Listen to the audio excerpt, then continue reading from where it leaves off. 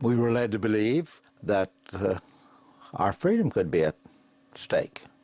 So I decided, well, if that's the case, then I need to be doing something about it, and I wanted to go in the Marine Corps. The place, Fairmont, West Virginia. The year, 1943. The 17-year-old son of a dairy farmer, Herschel Woody Williams, was told he was too short for the Corps, but when the rules changed shortly thereafter, Woody enlisted. And at 18, he left the farm in West Virginia for San Diego.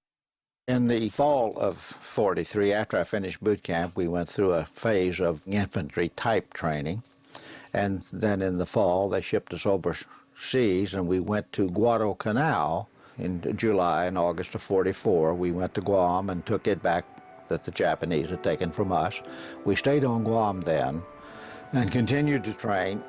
So then in early February, they loaded us aboard ship, and it wasn't until we got aboard ship that we knew where we were going. Where they were going was Iwo Jima. It was February 21st, 1945. Fighting had started on the 20th.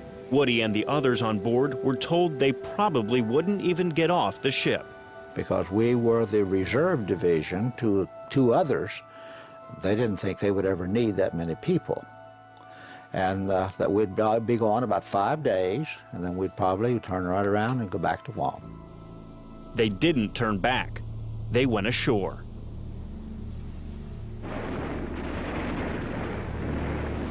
Total chaos. There was just equipment everywhere that was blown up, and part of it sunk, and stuff on the beaches that the Japanese had blown up with the mortars, the artillery and that stuff. There was just equipment everywhere. And there were a lot of Marines because they had no way of getting them off the island once they were killed. When we hit the sand trying to get up toward the first airfield, it was just like walking on BBs or marbles or loose corn. Very difficult to get any foothold. And we met in a big shell crater. Tried to get down below ground level, and the shell crater was deep enough that we could do that. And that's where Captain Beck was looking for ideas and very frustrated and for the number of men that he had lost. And that's where he asked the question of me, did I think I could knock out some of those pillboxes? And as I've said many times, I have no idea what my response was. Some of the other guys in the hole with me later said that my response was, I'll try. I don't know whether I said that or not. I probably did. This guy sounds like me. I might say that. Woody Williams did more than try.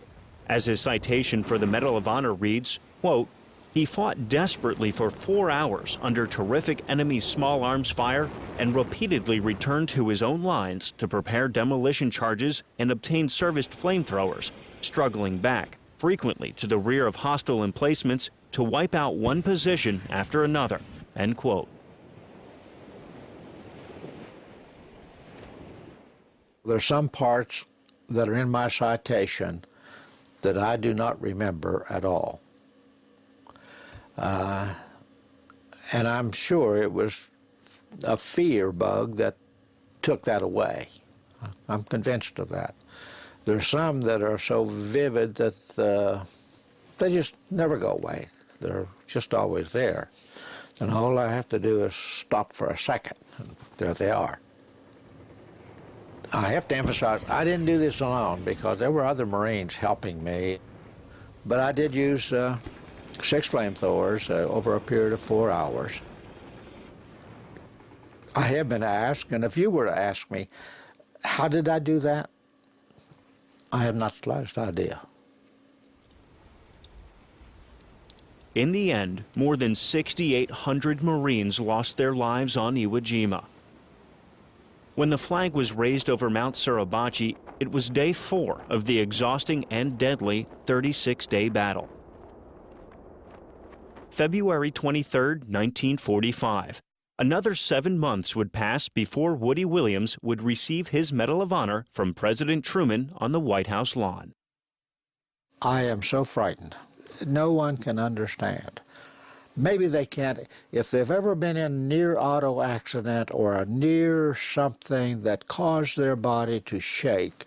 That's the way I was that day. When I got up to walk up there, my body began doing that, just like this. And he put the medal around my neck, and then now whether he did this to everybody or not, I do not know. But he put his left hand on my right shoulder, and I have always believed that it was to try to keep my body from jumping up and down, because that's exactly what it was doing. More than 60 years after the action, the memories of his fallen brothers are far from faded. The medal that I so proudly possess really belongs to them. They gave more than I did. They gave all they had. So when I wear it, I don't wear it for what I did. I was just doing a job for which I had been trained. But I wear it in their honor, not mine. And I just figure I'm the caretaker of it. I'm going to take care of it. But it's theirs.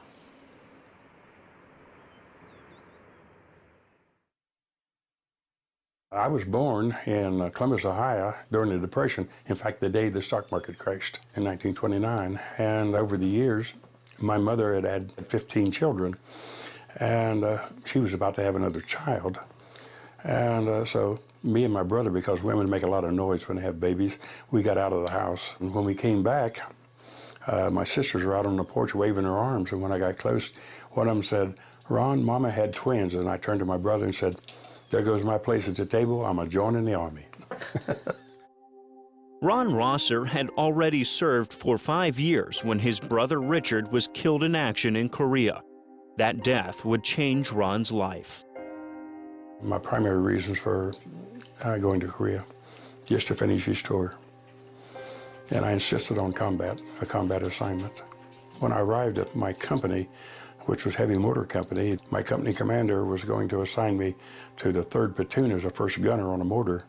And I told him, I said, "Captain, I'm going up on line." He said, "Rosser, I'm running this company. You're going where I tell you."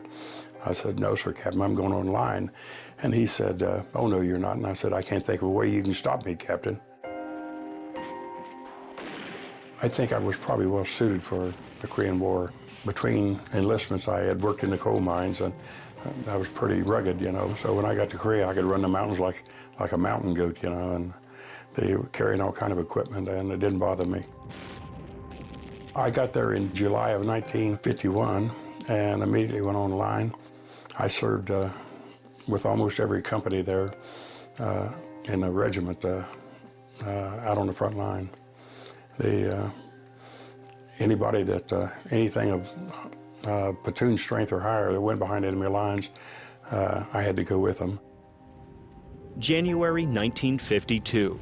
With temperatures holding at 20 below and a foot of snow on the ground, the United States would learn just how suited then Corporal Ron Rosser of the 38th Infantry was for battle. I realized I was in deep trouble, and but I thought about it just a second. I said, "Well, I went to a lot of trouble to get here. No use wasting the whole day." So I let out a war whoop and jumped in the trench with them. Ron Rosser was on a mission: avenge his younger brother's death and save American lives. It was January 12, 1952, and U.S. soldiers were dropping from enemy fire all around him as he made his way up that ridge in Korea. The Chinese were waiting on me in the trench, and for some reason they didn't shoot me right away, waiting for me to get close, I guess. And when I was about 10 yards from them, they raised up to shoot me, and I threw my first grenade, and it went right in the trench with them and busted them up. And as I went over the trench, I dropped the second-hand grenade on them and took care of them, those behind me. I finally started running out of ammunition again, so I worked my way back to the first trench and firing as I went. By the time I got to the trench, I was out of ammunition, and I was checking my coat pocket to see if I had any magazines left, and I didn't. And a Chinese soldier ran right up on top of me, and I was in the trench, and he was standing on top of me, and he started to shoot me. And I didn't have no ammunition, but he didn't know that. So I swung my carbine up at his face, and for about a second we looked at each other, and then I screamed right in his face. And he threw his hands up in front of his face and he let out a moan and took out running. On this day, Ron Rosser battled the enemy for 90 minutes. He doesn't remember how many he took out. From the citation for his Medal of Honor, quote, "During this heroic action, Corporal Rosser single-handedly killed at least 13 of the enemy, and though himself wounded, made several trips across open terrain still under enemy fire to help remove other men injured more seriously than himself," end quote. I never really worried about, getting hurt. And I never worried about the war very much either. Most of the time I was just too busy to worry about it. My job was to take care of these other people. And I was so busy doing that I didn't have time most of the time to think about myself. I always wanted to be a soldier, and the way I realized it, the more enemy I took out, the less Americans died. And one time people asked me why I did this stuff, and I just said that others might live. When Ron Rosser received his Medal of Honor from President Truman, it was a family affair. In fact, a bus carried the Rosser family from Ohio to the White House to see this first of 17 children be honored by his country. We walked out into the Rose Garden, and I think that's probably the most afraid I ever was in my life. I didn't know what was going to happen to me, but I knew then that my life was going to be different. I had no idea why, but I knew it was going to be different. And I knew that from that day on, I always had to have a sense of honor and live an honorable life. I didn't want to do anything to disgrace the medal. I feel that the men that were with me that day earned the medal as much as I did. I just happened to be the most colorful one, and I made it to the top. A lot of them tried, but didn't make it. I'm honor bound to remember those people.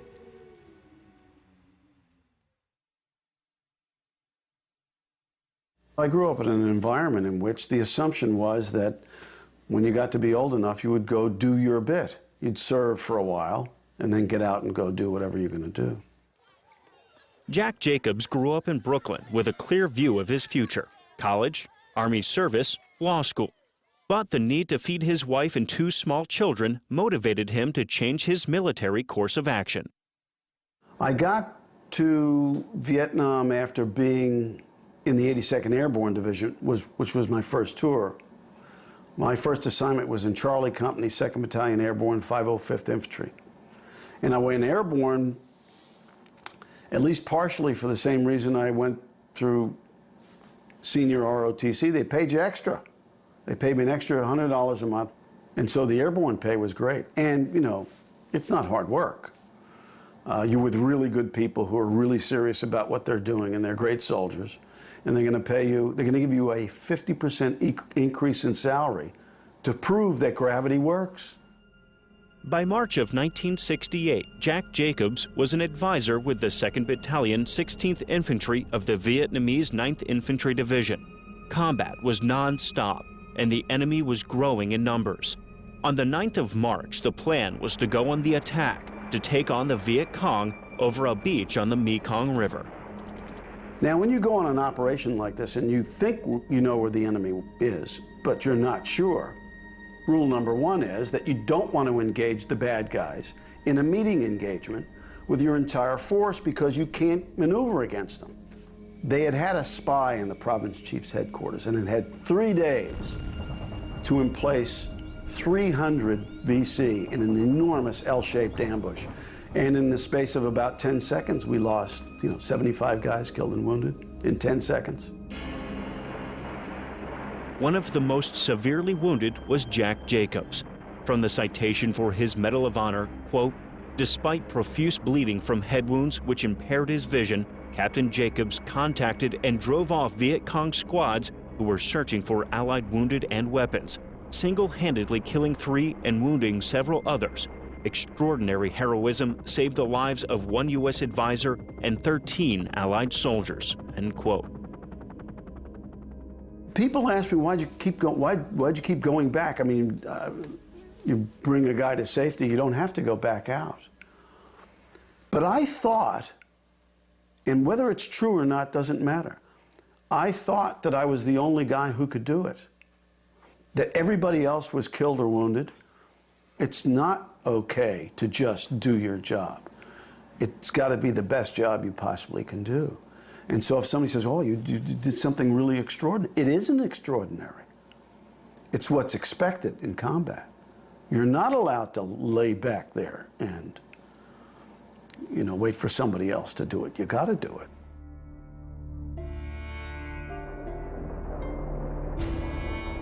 Jack Jacobs may not have thought his actions were extraordinary. Others would disagree. About 1 year later, he got a call. And then he got a second call. Another different colonel calls up and says, this is Colonel somebody else from either DA or DOD awards branch. He said, congratulations, you're going to receive the Medal of Honor. And some major is going to call you up in a few days and organize the logistics to get you and your family to Washington for the ceremony. Out here. It's the first I mean, it didn't make any sense to me. I just thought I was doing, and by the way, you'll hear this from other, not just Medal of Honor recipients, but anybody who's received any accolade in combat. So lots of people who performed valiantly that day. There's a Medal of Honor recipient named Brian Thacker, who says quite poignantly, he said, he said, there are lots of people who deserve the award. I am the lucky one. I'm allowed to talk about it. I'm alive to talk about it. He said, but there are 3 grieving mothers still whose sons were every bit as brave. And you'll get that kind of stuff from anybody who's been in combat. Not me, it was him. Therefore, that Medal of Honor recipients do not represent themselves. They represent all those who are not here to represent themselves, and all fighting men and women who are out there right now serving and sacrificing for us. All warriors are in awe of all other warriors, not of what they've done themselves. He really kept the man away from us in many ways. He was always our boy. When he was little, an imp is the only thing I couldn't explain. He had hazel eyes that would take on whatever color he was wearing, and they twinkled. I mean, literally, they twinkled. And big smile, really big smile. When he was little, he would tease his dad that he was going to be a state trooper, just to get to him. But as he got closer to graduating, it was like, you know, Jay, we have 4 kids. We can help you with college. We can't pay for this. And military, they do a lot with military, the GI Bill. And I was talking with them. I didn't know Dan was talking with him. And apparently it was something that was sitting well with him. Jason Dunham found a perfect fit with the Marines. We were very, very supportive of it. It was a good fit for him because it was a challenge, and Jay liked a challenge. He wanted to be the best. He wanted to do the hardest and succeed at it. And if he didn't succeed, he was willing to try again. It wasn't that he had to lord it over anybody, but it was that I need to conquer it for myself. Jason's ability to lead was quickly noticed by his commanding officers. When he joined Kilo Company, 3rd Battalion, 7th Regiment of the 1st Marine Division in October 2003, he became squad leader and led as he expected others to lead. He held a level of expectations, but he held that same level of expectations to himself, too. He had the respect for the rank and the order. That was definitely there. But if somebody was of a junior rank, it didn't mean you couldn't be friendly or extend a hand if they needed it. April 14th, 2004. Jason Dunham and his squad were on patrol in the Al Anbar province when their CO's convoy was ambushed. They moved in the direction of the action where they encountered several Iraqi vehicles. And they saw a line of SUVs trying to get away, and they did a road stop. And Jason went up on the driver's side, and the driver jumped out and grabbed my son, and Jay kneed him, and they ended up on the ground. Kelly and Billy had come up to try to help Jason. Jason yelled, "No, no, watch his hand," because he had a grenade in it. He already had the pin taken out. And when he let it go, Jason took his helmet off, put it over the grenade, and pulled it under him so that his body armor was over it, and it exploded. Billy and Kelly were injured with shrapnel. Jason didn't get up. He received an injury of shrapnel to his head, just a small piece, about the size of a pencil lead, and it traveled the length of his brain. Deb Dunham and her husband Dan had a bad feeling before Jason left for Iraq, but Jason promised them he would come home. With this medal, we pay tribute to the courage and leadership of a man who represents the best of young Americans. His family accepted Jason's Medal of Honor on January 11, 2007. His citation read, quote, "In an ultimate and selfless act of bravery in which he was mortally wounded, he saved the lives of at least 2 fellow Marines," end quote. I don't like that I don't have him, and I do feel cheated, and I should be better, but I have questions about why it happened. But I don't it was done for the right reasons. There are children that have been born because of Jason, because their daddies came home. I christen you, Jason Dunham.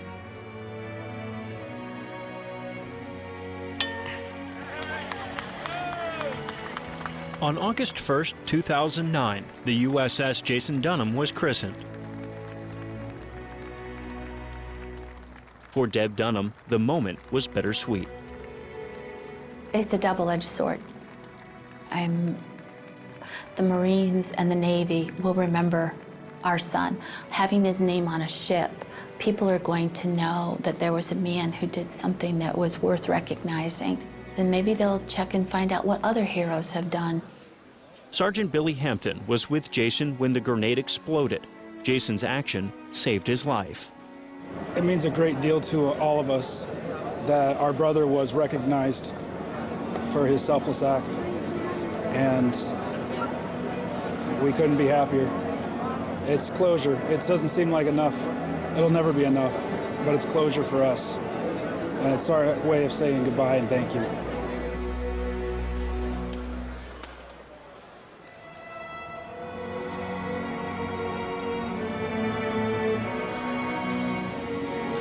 Jason, we love you. Rest in peace. Sleep well, my son.